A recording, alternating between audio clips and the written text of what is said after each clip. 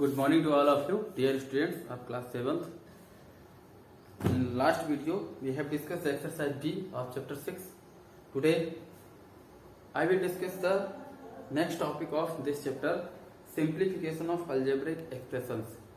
Simplification of algebraic expressions में हम लोग सबसे पहले डिस्कस करेंगे कॉन्स्टेंट्स, कोफिशिएंट्स और पावर्स। तो कांस्टेंट तो आप समझते हैं, उसको समझाने की जरूरत नहीं है, ठीक है ना। कांस्टेंट जो आपके नंबर होते हैं, हम बात करेंगे कोफिशिएंट की। What are coefficients? कोफिशिएंट्स मतलब होता है जैसे कोई भी टर्म है, जैसे 8a², ठीक है ना। यानी कहने का मतलब कि जब कोई कांस्टेंट वेरिएबल से मल्टीप्लाई होता है या डिवाइड होता है, जो भी है मल्टीप्लाई या डिवाइड होता है, तो वो जो नंबर होता है that is called coefficient of variable, ठीक है ना। यहां हम कह सकते हैं कि 8 is the coefficient of a², ठीक है ना।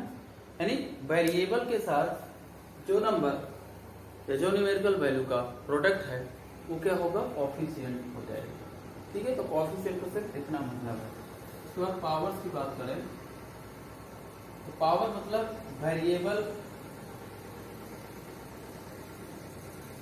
की जो पावर होती है, यानी वेरिएबल में जो पावर राइट होती है दैट इज कॉल्ड पावर, ठीक है ना। यानी ऐसे बोल सकते हैं, आपने प्रीवियस चैप्टर में पढ़ा है एक्सपोनेंट, एक्सपोनेंट्स को ही पावर बोलते हैं, ठीक है ना।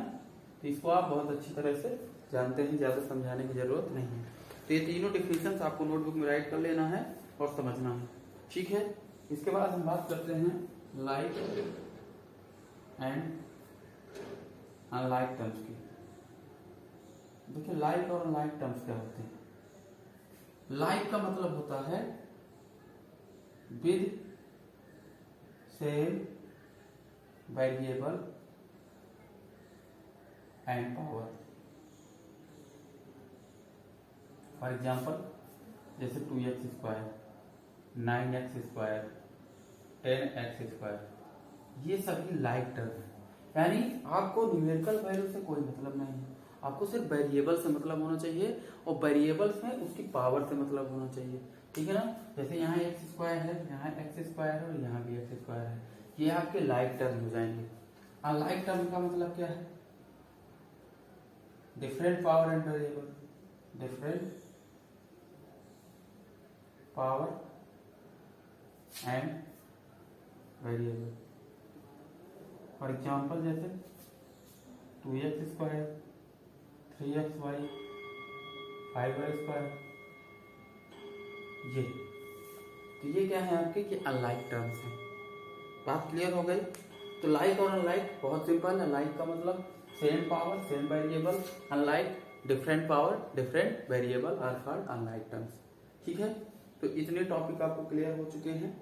तो कांस्टेंट है, कोफिशिएंट है, पावर्स है, लाइक एंड अनलाइक टर्म्स हो गए। चलिए अब पढ़ते हैं addition and subtraction of algebraic. तो जो एडिशन और सब्ट्रैक्शन ऑफ अलजेब्रिक एक्सप्रेशन है, उसमें आपको करना क्या है कि जैसे आप अलजेब्रा में ऐड करते थे वैसे इसमें भी ऐड करना है। तो एडिशन का मतलब क्या है, एडिशन कब होगा, एडिशन सब्ट्रैक्शन कब होता है, सेम पावर, जैसे बोले like term, like terms R add and subtract. यानी सिर्फ लाइक टर्म्स ही जुड़ेंगे और घटेंगे, अगर अनलाइक है तो उनको साइन के साथ यूज करके राइट कर देंगे। जैसे अगर हम एक एग्जांपल इससे लेके बात करें, 4x + 9y + 7, इसको ऐड करना है +7x + 3y - 10, ठीक है ना। तो दोनों को जब ऐड करेंगे तो 4x + 9y + 7 और 7x + 3y - 10। अब देखिए ऐड करने के यहाँ आपके पास दो मेथड है। ये आपका कॉलम मेथड है, दैट इज ये हॉरिजॉन्टल मेथड है। आपको जो भी मेथड इजी लगे आप उस मेथड से क्वेश्चन को सॉल्व कर सकते हैं, ठीक है ना। इसमें आप कोई प्रॉब्लम नहीं है, सॉल्व करना हम आपको सिखा देंगे।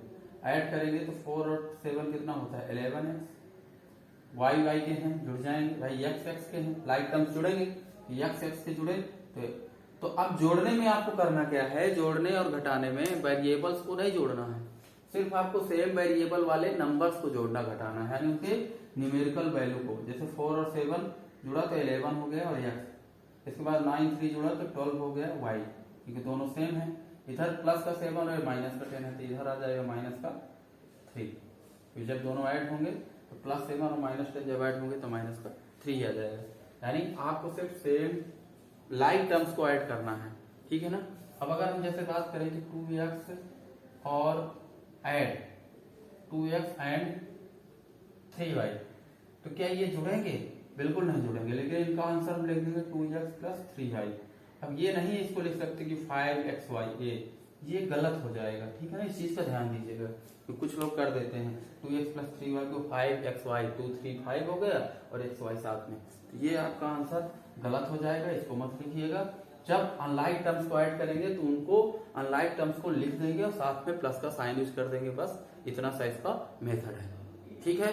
तो आई होप आपको ये सारी चीजें समझ में आ गई होंगी, ठीक है ना।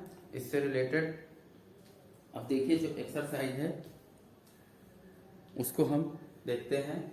एक्सरसाइज में क्वेश्चन नंबर फर्स्ट, यानी अब हम एक्सरसाइज पे चलते हैं, एक्सरसाइज सी।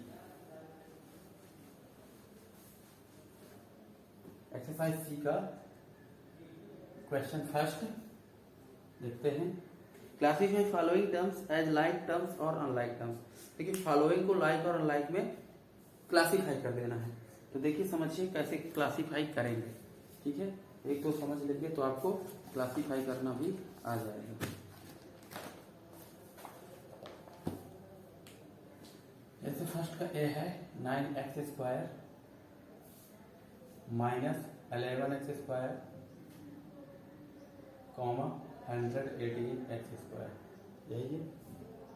तो अब लाइक टर्म्स लिखेंगे, लाइक टर्म्स। तो अब लाइक टर्म्स में देखिए same power same variable, x², यानी पावर और वेरिएबल सेम है, इसका मतलब कि सभी क्या है लाइक टर्म्स होते हैं। लिख देंगे 9x² माइनस 11x² 118x², ठीक है। अब जब बात आएगी अनलाइक की, तो अब अनलाइक टर्म क्या है, अब नहीं है तो क्या लिख देंगे नो, कोई भी अनलाइक टर्म नहीं है, ठीक। अगर जो बच जाएगा वही आपका अनलाइक टर्म हो जाएगा, यानी इनके अलावा कोई बचता है दैट इज अनलाइक। जैसे 4xy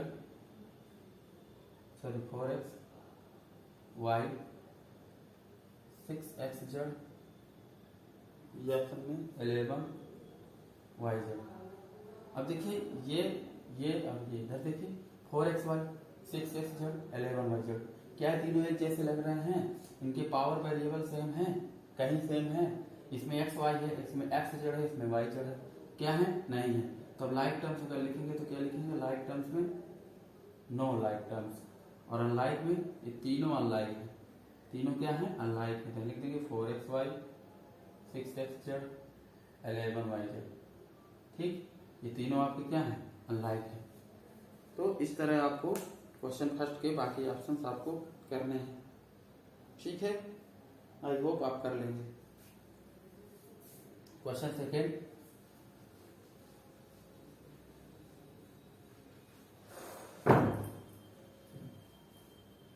right the coefficient of each term in the following algebraic expressions. Coefficient right करना है, क्या राइट करना है कोफिशिएंट ईच टर्म का। तो देखिए जैसे सेकेंड का ए है 5x² minus 16y² plus 8xy। तब यहां पर कोफिशिएंट राइट करेंगे इस टर्म का, लिखेंगे टर्म्स पहले अलग अलग कर लेंगे। टर्म्स है जैसे 5x² minus 16y² and 8xy, ये टर्म्स हो गए। कोफिशिएंट लिखेंगे कोफिशिएंट में 5 होगा ऑफ एक्स स्क्वायर का, -16 होगा वाई स्क्वायर का,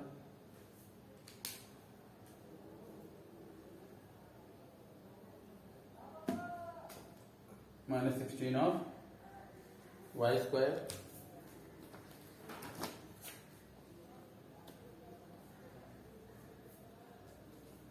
और 8 ऑफ एक्स वाई। अब इसको आप ऐसे भी लिख सकते हैं, देखिए लिखने का ये भी तरीका है। 5 is the coefficient of 5x square,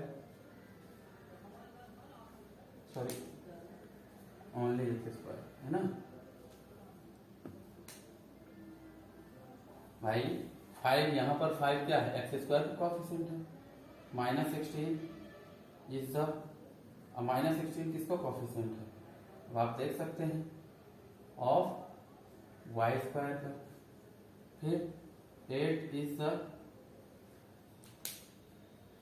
8 is the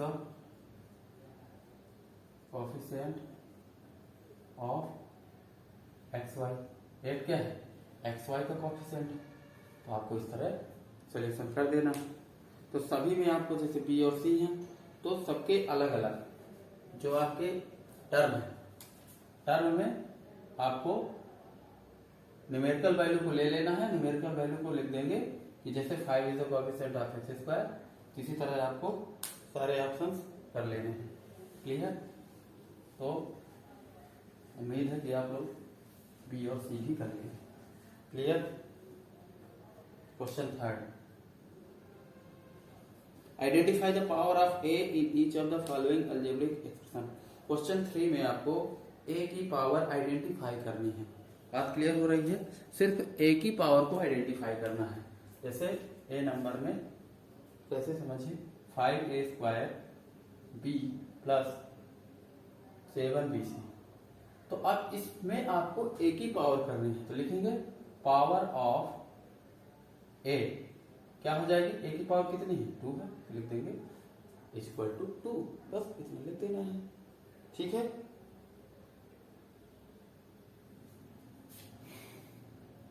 जैसे B option 11b cube minus 21 A की पावर 4 प्लस 52 ए बी। तो यहाँ ए की पावर क्या हो जाएगा, पावर ऑफ ए, एक जगह 4 है देखिए और एक जगह 1 है, तो 4 and 1 ऐसे लिख सकते हैं। एक जगह 4 है और यहाँ पावर 1 है, तो 4 and 1। ठीक है? तो आपको ये 3 क्वेश्चंस कर लेने हैं। रिमेनिंग क्वेश्चन आपको नेक्स्ट वीडियो में नेक्स्ट डे मिलेंगे। Okay, bye bye.